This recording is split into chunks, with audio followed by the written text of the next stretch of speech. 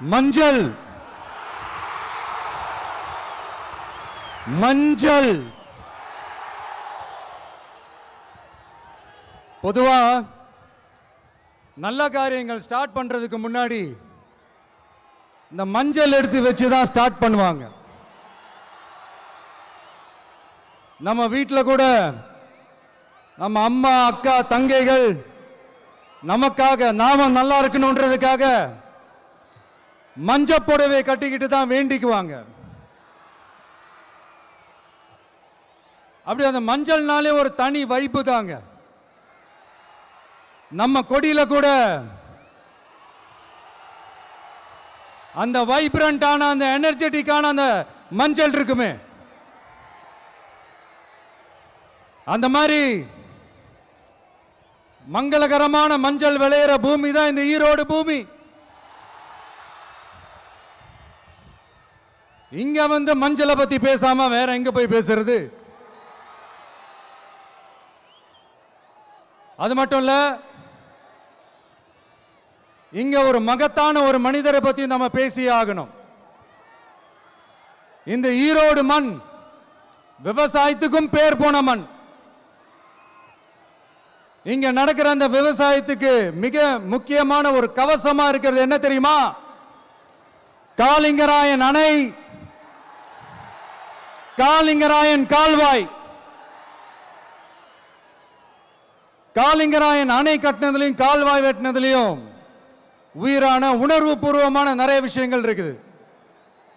அப்படி அந்த ப்ராசஸ்ல அவர் அந்த அணை கட்டும் போதும் கால்வாய் வெட்டும் போதும் ரொம்ப சோர்வடைஞ்சிட்டாராம்.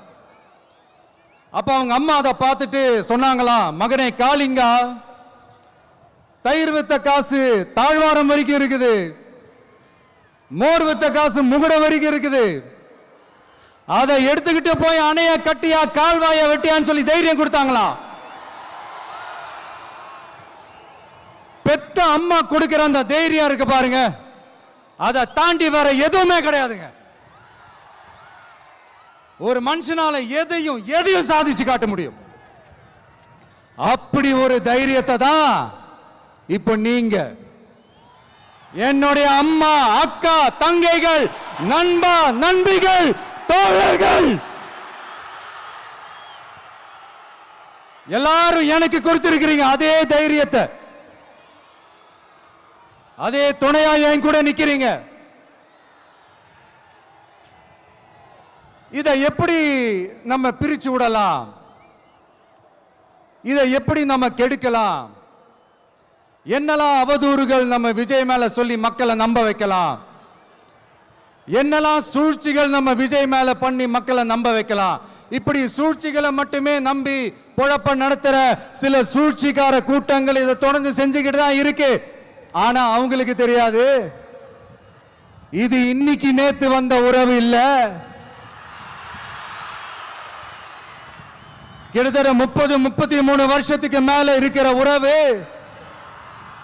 ஏன் நான் சினிமாவுக்கு வந்தப்போ எனக்கு வயசு 10, அப்பல இருந்தே இந்த உறவு ஸ்டார்ட் ஆகி போயிட்டு இருக்குன்னு அவங்களுக்கு தெரியாம போச்சு. அதனால என்ன பண்ணாலும், நீங்க என்ன ட்ரை பண்ணாலும், எல்லாத்தையும் விட்டுட்டு மக்களுக்காக வந்திருக்கிற இந்த விஜய மக்கள் ஒரு நாளும் கைவிட மாட்டாங்க. மக்கள் கூடவே நிக்கிறாங்க, கூடவே நிப்பாங்கன்னு அவங்களுக்கு தெரியாம போச்சு. என்னப்பா நிப்பீங்கல்ல? உங்களை நம்பிதாப்பா வந்திருக்கிறேன். அதான் இந்த சத்தம் தாங்க வாழ்நாள் பூரா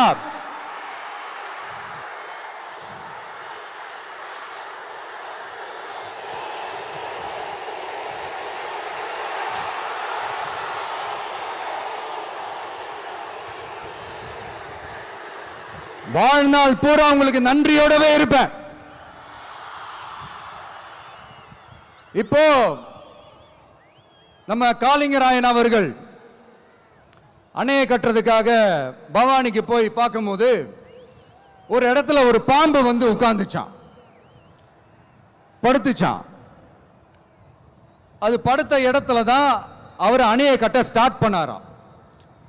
அப்புறம் அந்த பாம்பு வளைஞ்சி நெளிஞ்சி போற இடத்துலலாம் கால்வாயை வெட்டினார்னு சொல்லி சில வாய்மொழி கதைகள்லாம் சொன்னாங்க.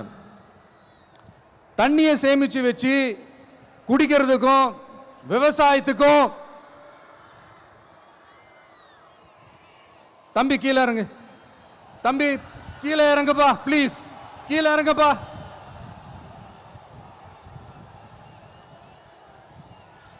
Okay, thank you thank you. கீழே இறங்குங்க, கீழே இறங்குப்பா. நீ இறங்கினாதான் புத்தம் கொடுப்பேன்.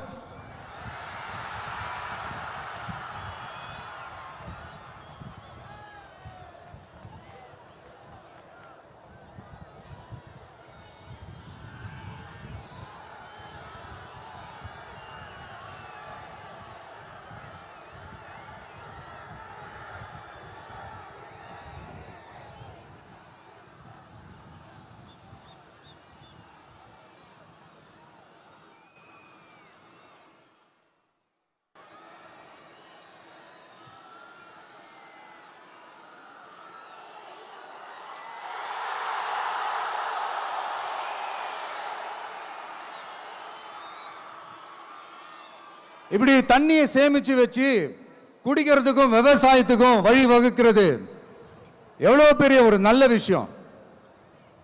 ஸோ இந்த மாதிரி நல்ல விஷயங்கள்லாம் செஞ்சிட்டு கதைகள் சொன்னா பரவாயில்ல, எதுவுமே செய்யாம கதைகளை மட்டும் அடிச்சு விடுறது எப்படி?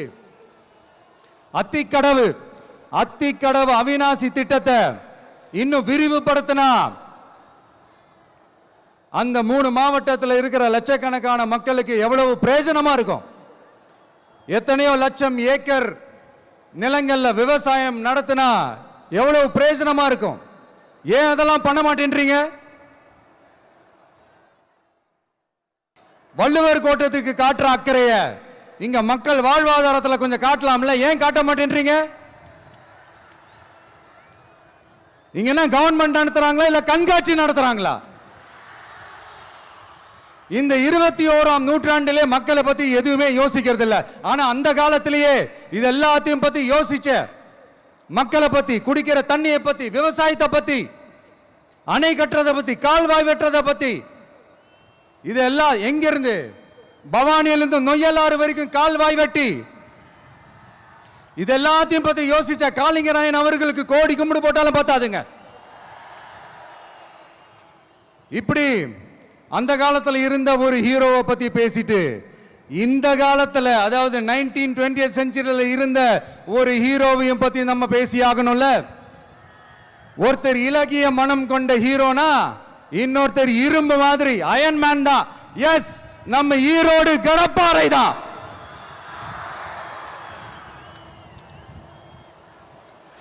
ஒட்டுமொத்த தமிழ்நாட்டையே திருப்பி போட்ட சீர்திருத்த நெம்புகோல். ஈரோடு மாவட்டத்தில் பிறந்த அவர்தான் இந்தியாவுக்கே இடஒதுக்கீடு சம்பந்தமான அரசியல் சட்டத்தை திருத்தறதுக்காக போராட்டம் நடத்தினவர் யாரு? நம்ம தந்தை பெரியாரு. 100 வருஷத்துக்கு முன்னாடியே வகுப்பு வாரி பிரதிநிதித்துவம் வேணும்னு கேட்டவர். அன்னைக்கும் சரி இன்னைக்கும் சரி ஒரு ஆச்சரியத்தோட பார்க்கக்கூடிய ஒரு மனிதர், நம்மளுடைய கொள்கை தலைவர். அப்ப அண்ணாவும் எம்ஜிஆரும் யாரு? பெரியார் அவர்கள் கிட்ட இருந்து எங்களுக்கு தேவையான கொள்கைகளை எடுத்துக்கிட்டோம். அவரை ஃபாலோ பண்ற, அவரை வழிகாட்டி ஏத்துக்கிட்ட அண்ணா அவர்கள் கிட்ட இருந்தோம், எம்ஜிஆர் அவர்கள் கிட்ட இருந்தோம் தேர்தல் அணுகுமுறையை எடுத்துக்கிட்டோம். அண்ணாவும் எம்ஜிஆரும் தமிழ்நாட்டோட சொத்து. அவங்கள பயன்படுத்துறத பத்தி யாரும் இங்க கம்ப்ளைண்ட்லாம் பண்ண முடியாது. அண்ணா எங்களோடது, எம்ஜிஆர் என்னோடது, எங்களோடது, நீங்களா எடுத்துக்க கூடாது அப்படிலாம் யாரும் இங்க அழுதுட்டு இருக்க முடியாது, சொல்லிவிட்டேன். அதனால நாங்க ஒரு வழியில அரசியல் செஞ்சுக்கிட்டு போயிட்டு இருக்கிறோம். உங்களுக்கு தான் டிவிக்கு ஒரு பொருட்டே இல்லைல்ல, அப்புறம் ஏன் கதறீங்க?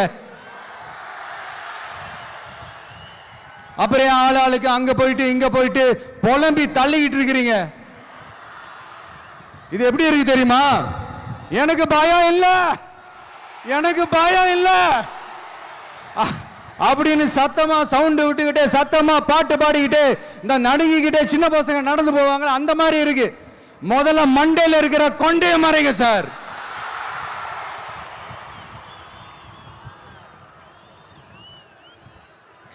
சும்மா மாறு வேஷத்துல மறு வச்சுக்கிட்டு மீடியா ஆளு ரேடியோ ஆளுன்னு இவங்க ஆளுங்களே மாத்தி மாத்தி அனுப்பிக்கிட்டு இதெல்லாம் என்ன மக்களுக்கு தெரியாதுன்னு நினைச்சிட்டு இருக்கீங்களா? மக்கள் எல்லாத்தையும் உன்னிப்பா கவனிச்சிட்டு இருக்காங்க. அதனாலதான் சொல்றேன், உங்களுக்கு நீங்க கொள்ளையடிச்சு வச்சிருக்கிற காசு தான் துணை. ஆனா எனக்கு என் மேல எல்லையில்லா பாசம் வச்சிருக்கிற இந்த மாசு தான் துணை.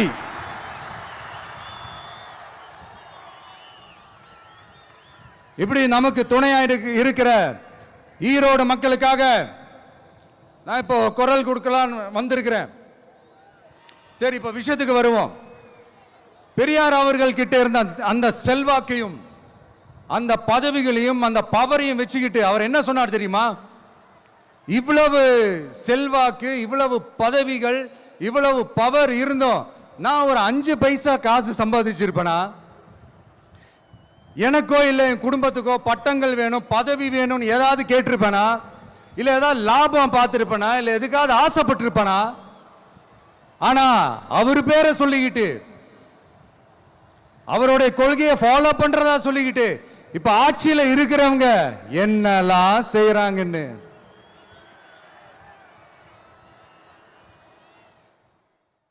அதனாலதான் சொல்றோம், பெரியார் பேரை சொல்லிக்கிட்டு தயவு செஞ்சு கொள்ளையடிக்காதீங்கயா, தயவு செஞ்சு கொள்ளையடிக்காதீங்க. அவரு பேரை சொல்லிக்கிட்டு பெரியார் பேரை சொல்லி கொள்ளையடிக்கிற இவங்க தான் நம்மளுடைய அரசியல் எதிரி. மக்களை நீங்க சொல்லுங்க, நம்மளுடைய அரசியல் எதிரி யாரு? நம்மளுடைய கொள்கை எதிரி யாரு? ரிப்பீட், நம்மளுடைய அரசியல் எதிரி யாரு? நம்மளுடைய கொள்கை எதிரி யாரு? உங்களுக்கு புரியுதுல்ல? எனக்கு அது போதும்யா, எனக்கு வேற எதுவுமே தேவையில்லை.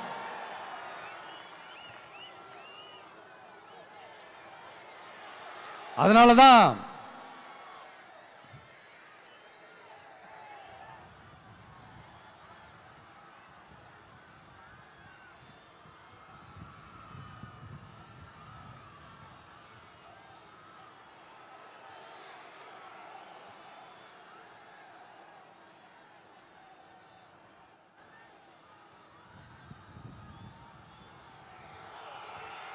உங்களுக்கு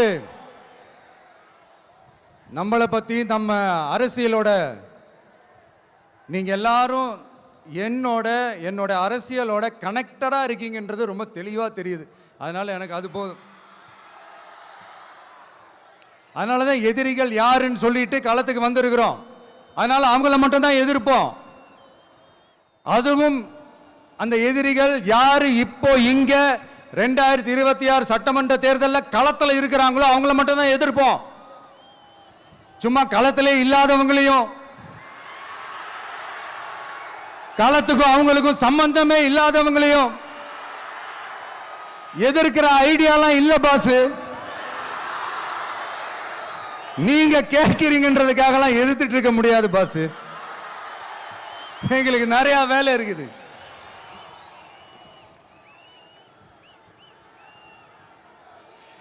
எத்தனை எத்தனை பொய்யான வாக்குறுதிகள்.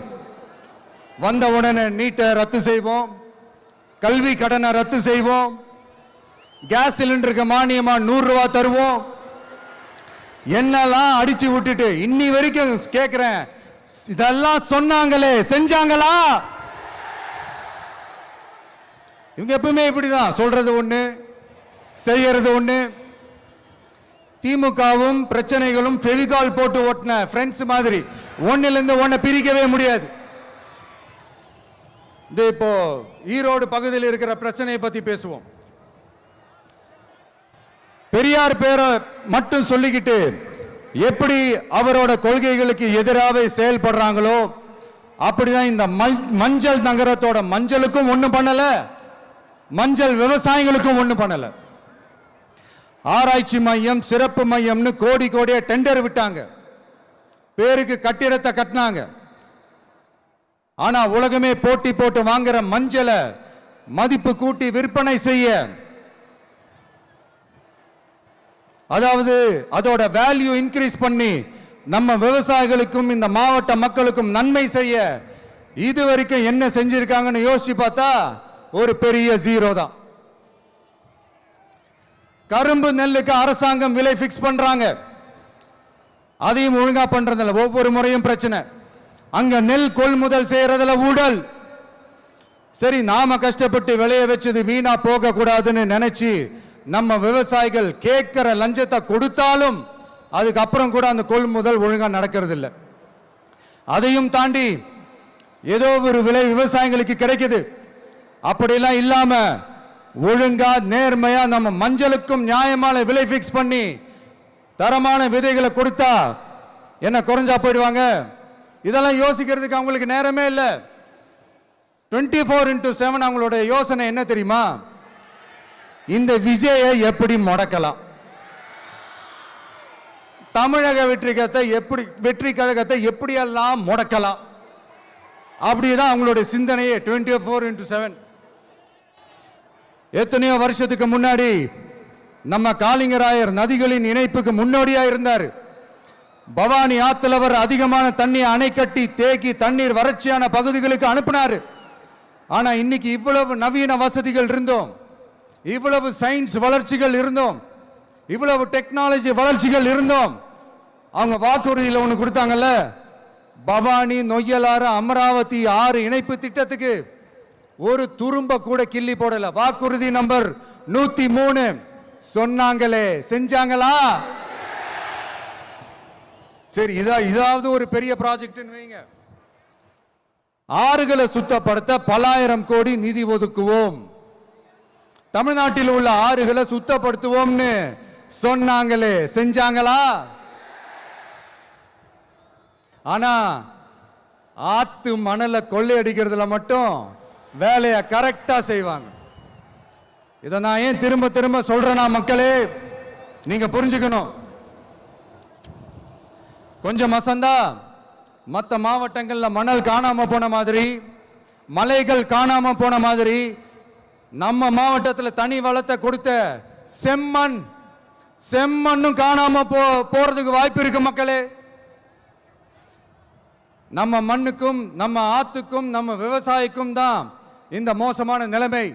அதனால ஏதாவது தொழில் செஞ்சு பிழைக்கலாம்னு பார்த்தா அதுக்கும் எங்க விடுறாங்க? தொழில்னு பார்த்தா 30% நெசவாளர்களுக்கு கூலி பாக்கி.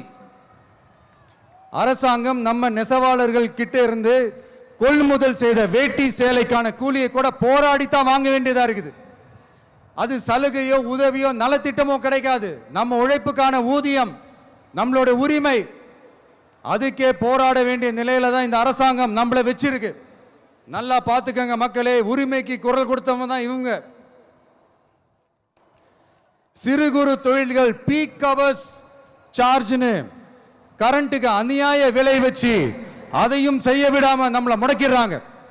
அந்த பீக் ஹவர்ஸ் சார்ஜ் கொள்ளையால எத்தனை வருஷமா எவ்வளவு பேர் பாதிக்கப்படுறோம், எவ்வளவு தொழில்கள் பாதிக்கப்படுது.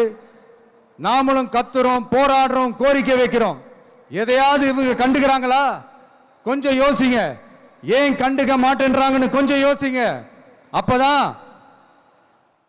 அப்போதாங்க பிரைவேட்ல அதிக விலைக்கு கரண்ட் வாங்க முடியும், அதுக்கு டெண்டர் விட முடியும். அப்படி டெண்டர் விட்ட மேட்டர்ல எல்லாம் என்ன நடக்கும்னு உங்களுக்கும் தெரியும், எனக்கும் தெரியும், நம்ம எல்லாருக்குமே தெரியும். இந்த மாதிரி ஈரோடுல மட்டும் இல்ல, எந்த மாவட்டத்துக்கு போனாலும் பிரச்சனைகள் மேல பிரச்சனைகள் தான். அதையெல்லாம் தீக்கிறதுக்கு ஒரு சொல்யூஷன் கூட சொல்லாம இதுல வேற பெருமையா மாடல் அரசுங்கிறது இல்ல. நான் கேட்கிறேன், கூச்சமா இல்ல?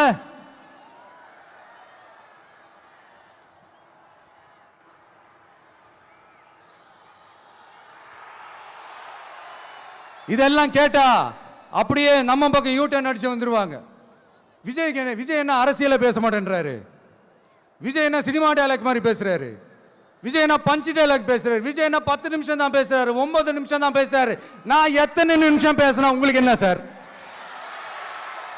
நான் எப்படி பேசினா உங்களுக்கு என்ன சார்? உள்ள விஷயம் என்னன்னு பாருங்க சார். ஒவ்வொரு மாவட்டத்துக்கும் போய் மக்கள் ஃபேஸ் பண்ற பிரச்சனைகளை எடுத்து பேசிட்டு இருக்கிறேன். பின்ன அது அரசியல் இல்லாம வேற எதுதான் அரசியல்? உங்களை மாதிரி தனிப்பட்ட முறையில் தரக்குறைவா அசிங்கமா பேசுறதுதான் அரசியல்னா அந்த அரசியல் நமக்கு வராது. வராதுன்னா நல்லாவே வரும். உங்களை விட எனக்கு அது நல்லாவே வரும். வேணான்னு விட்டு வச்சிருக்கிறோம். அப்புறம் உங்களுக்கு நமக்கு என்ன வித்தியாசம்? காஞ்சிபுரத்தில் நாம பேசும்போது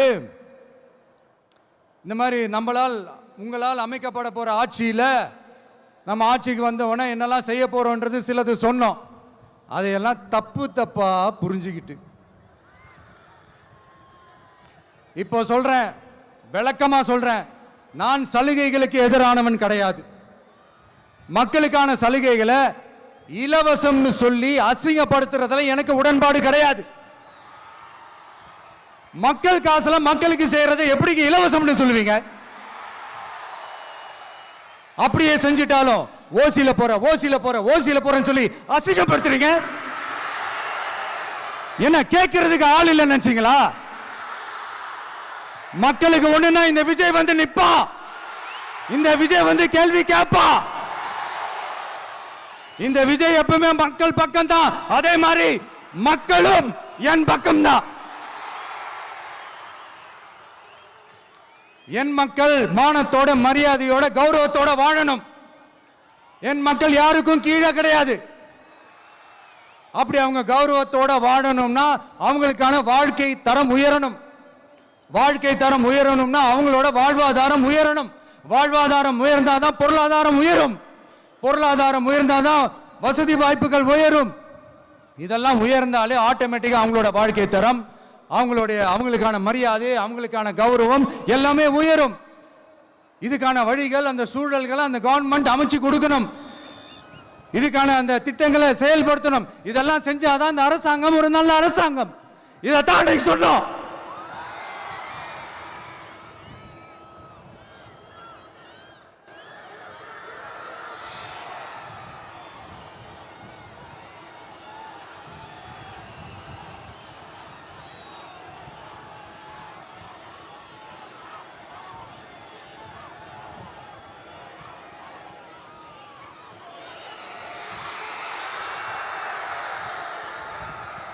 இதைத்தான் இன்னைக்கு சொன்னோம். உடனே சொன்னா மட்டும் போதுமா? எப்படி செயல்படுத்துவீங்க? நாங்க என்ன வாயிலேயே வடை சுடுறதுக்கு டிஎம்கேவா? டிவி கேடா?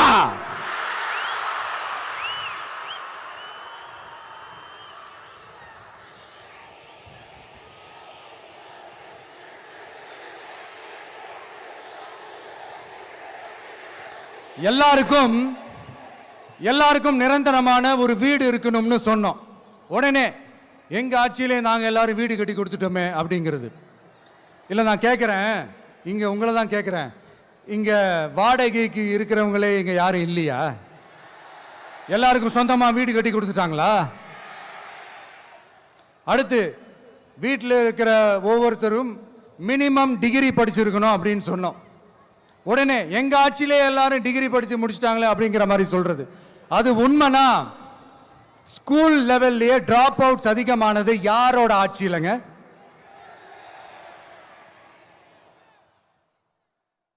பசங்க பிள்ளைங்க யாரும் ஸ்கூல்ல சேரலன்னு சொல்லிட்டு எனக்கு தெரிஞ்சு 207 கவர்மெண்ட் ஸ்கூல்ஸ் மூடினது யாரோட ஆட்சியிலங்க? இதுல கல்வியில் சிறந்த தமிழ்நாடுன்னு டிராமா வேற.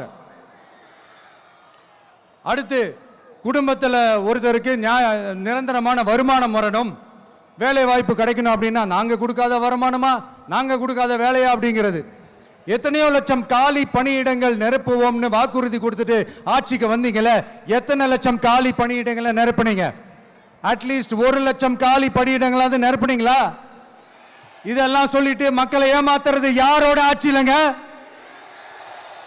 அடுத்து ரொம்ப முக்கியமா பெண்களுக்கு பாதுகாப்பு இல்லை, சட்டம் ஒழுங்கு சரியா இல்லைன்னு சொன்னா தமிழ்நாட்டில் பெண்கள் பாதுகாப்பு தான் அதிகமா இருக்குதான். நீங்க சொல்லுங்க மக்களே, பெண்கள் பாதுகாப்பு இருக்கு, சட்டம் ஒழுங்கு சரியா இருக்கு?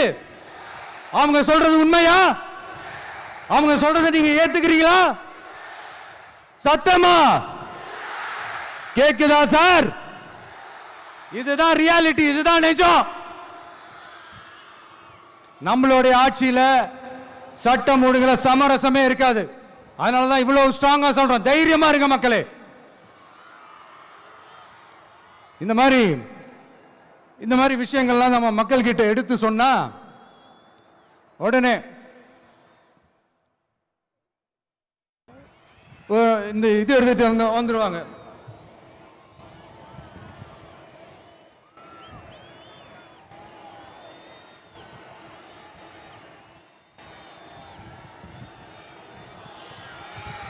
இந்த மாதிரி இதெல்லாம் என்னென்ன செய்ய போறோன்றது சிலதெல்லாம் காஞ்சிபுரத்தில் சொன்ன மாதிரி சொன்னா எல்லாத்தையும் தப்பா திருச்சி பேசிக்கிட்டு அவதூறு பரப்பிக்கிட்டு. நான் கூட யோசிப்பேன், எம்ஜிஆர் அவர்களும் மேடம் ஜெயலலிதா மேடம் அவங்களும் ஒரே வார்த்தையில சொல்லி இந்த திமுகவை காலி பண்ணாங்கல்ல. நான் கூட யோசிப்பேன், ஏன் இவ்வளவு ஹார்ஷா பேசுறாங்க, ஏன் இவ்வளவு ஹார்ஷா அவங்கள திட்டுறாங்கன்னு யோசிச்சது உண்டு. இப்பதானே புரியுது. அவங்க ரெண்டு பேரும் சொன்னதை இப்ப நானும் ரிப்பீட் பண்றேன். திமுக ஒரு தீய சக்தி, திமுக ஒரு தீய சக்தி, திமுக ஒரு தீய சக்தி, திமுக ஒரு தீய சக்தி, தீய சக்தி, தீய சக்தி, தீய சக்தி. என் நெஞ்சில் குடியிருக்கும் ஈரோடு மக்களே,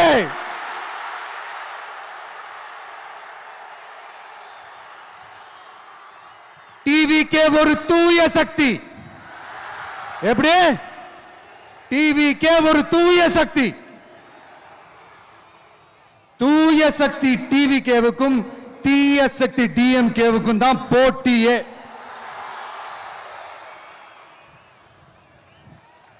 என்ன முடக்கலாம்னு நினைக்கிறீங்க, ஆனா இந்த சத்தத்தை ஒரு நாள் உங்களால முடக்க முடியாது. மக்கள் விரோத திமுக அரசை வீழ்த்த மக்கள் சக்தியான நம்மளால மட்டும்தான் முடியும். அண்ணன் செங்கோட்டையன் அண்ணன் அவர்கள் நம்ம கூட வந்து சேர்ந்தது நமக்கு ஒரு மிகப்பெரிய ஒரு பலம். அந்த மாதிரி செங்கோட்டையன் அண்ணன் அவர்கள் மாதிரி இன்னும் நிறைய பேர் வந்து சேர இருக்கிறாங்க. அவங்க எல்லாருக்குமே அந்த உரிய அங்கீகாரத்தை கொடுப்போம்.